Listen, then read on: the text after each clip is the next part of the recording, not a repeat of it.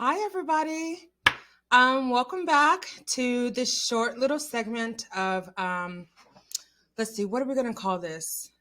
I'm pissed. No, that's not what the segment is called, but welcome back to this channel. Thank you so much for everybody who has jumped on in to the lives, shared their amazing feedback with other viewers. Thank you for subscribing. Thank you for commenting, and thank you for supporting this channel. I always say if you feel like something in the videos is helpful for you, it might be helpful for someone else. And for that reason, you're welcome to share. All right.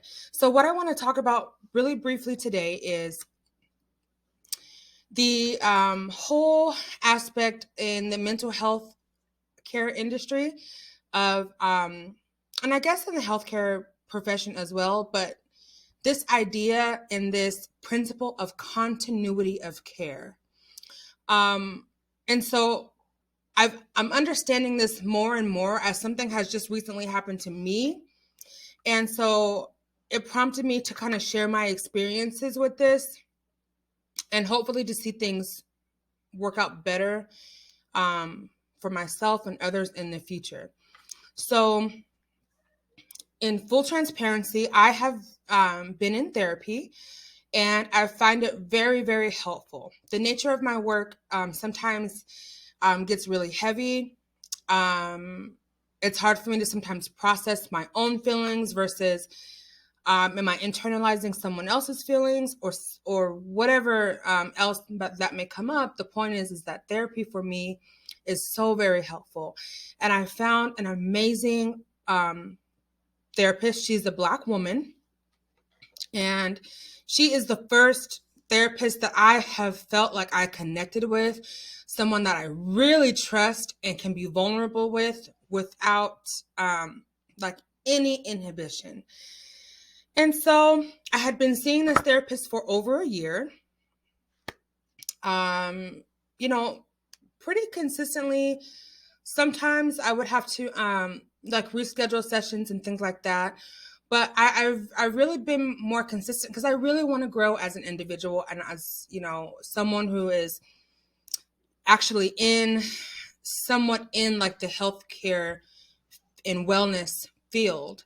And so recently I was informed in my therapy session, the very last therapy session that I had with her, she informed me during the last 15 minutes of our session that she would no longer be my therapist and that she was moving on to open up her own practice, which is amazing, right? In the whole scope of things, it's really great that she's getting her own practice and moving forward in her goals. But I'm like, well, what does that leave me?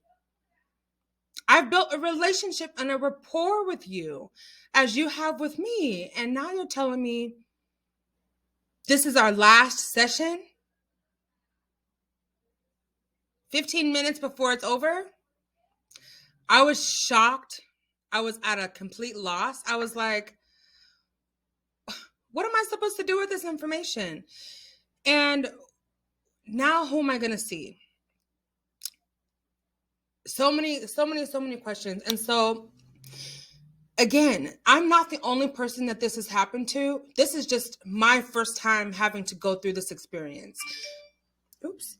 So if any of you here are watching this uploaded video and you've experienced this sort of thing where your mental health professional, your physician, your chiropractor, whoever it is that you're seeking treatment from, if they have just let you know, like on a whims of a moment, that this will be the last time that you will be able to get treatment from them, and you've trusted them and you actually like them as a person, and you feel like shocked, please comment, because I really need to know that I know I'm not the only one that's gone through this, but I really need to know from all of you that you've experienced this and how you handled it. Because for me, excuse me, let me get a sip of water. For me, it was very, very hard. I was very shocked. And so I even asked her, well, since you're opening up your own practice, I'll just go over there. What's the big deal? And unfortunately, with the insurance that I have and the actual counseling center that I was going to, my insurance does not allow for clients to follow their therapist right away. So they say that I'd have to wait 6 months before I'd be able to just transfer to her. It's a 6-month waiting period. I'm wondering, does my healthcare provider really understand how upsetting that is, how damaging that could be for people who are really in like serious, you know what I'm saying, like psychotherapy treatment and mental health treatment? Why would I have to wait 6 months to continue to see a therapist that I trust, that I've built rapport with, that sees me for who I am, that is exceptional in the work that she's been able to do and in the team kind of environment that we've been able to build? Why doesn't my insurance take that into mind? And I wish I could say who this healthcare provider is publicly, but I don't think that that's a good idea. What I do want to say is for us as patients and as clients, it's now up to us to now now for me, I'm going to contact member services and I'm going to express to them the damage that this could have potentially caused me and how it might affect other people. I work with people all the time, and I encourage people. I encourage everyone, if you want to get better, if you want to be on a road to healing, consider getting into therapy. And so what I hear from a lot of people that I work with is that they don't want to talk to a new person. They don't want to start all over and tell a new person like what's going on.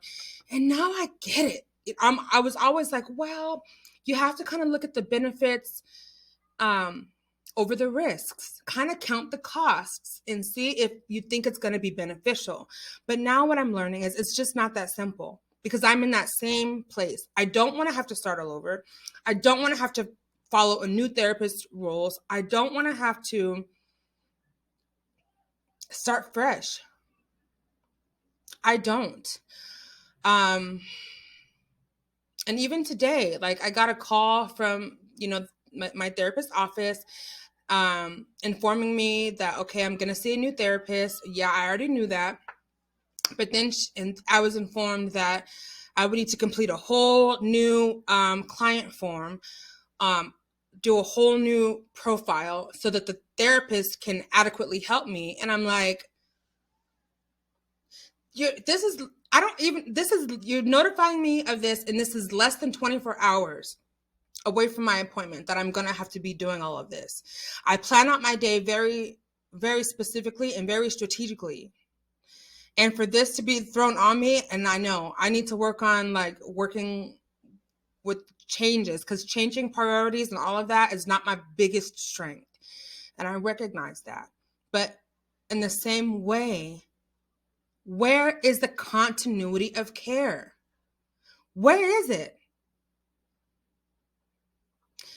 That's what I want to see. I want to see this whole idea be better, especially for Black women. Thank God there was another Black therapist available. Thank God. And nothing against therapists who are not Black. It's just my preference to see a healthcare professional who looks like me, can understand my issues because they can relate better. And that's just on me. Okay. It's not, please don't take offense if you're a therapist or you're a mental health care professional and you're not Black. That's not to be taken offensively. It's just, I'm just stating my preference because of my experience with an amazing Black therapist versus an encounter that I had with another non-Black therapist, which was totally different and absolutely didn't help me. And so I guess I just wanted to come on here and say that I guess kind of piggybacking off of another conversation that we had in another video, like in the mental health care field, we have to be our own best advocate. So now I am going to take that a step further. And like I said, I'm going to be contacting my healthcare insurance member services. I'm going to be expressing to them how that this happened and how I don't appreciate it happening and how it doesn't serve me to not have continuity of care. Why was I given 15 minutes of notice that I would not be seeing that therapist anymore? Why was that okay? Why? Why was that the clinic's policy? Did they really think that that was a good thing? Or was that just something that was more convenient for them? I wonder. So anyway, with that said, I just wanted to express this because I know I'm not the only one who has probably had a similar experience, whether it be with a psychiatrist, a therapist, or like I said, a primary care doctor, OBGYN, whatever the healthcare provider is that you are seeing and getting treatment from. There has to be very excellently executed continuity of care. There should be a smooth transition, and that's what that means. Continuity, something that is ongoing in a smooth way that meets the best interest of patients, clients,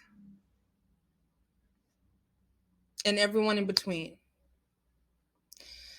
That's my spiel. Sometimes I talk out of frustration, but I really thought like, man, now I really get what some of my own personal people that I work with. Now I kind of get more of what they're saying. Like they don't want to have to start over. And I'm already feeling that very same thing.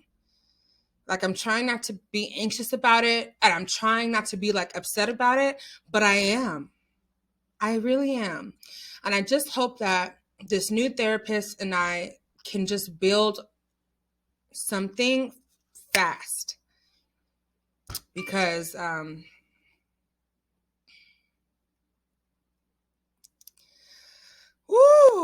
my mouth just might get the best of me. And I don't want that to happen. I just want to be like cool and level-headed.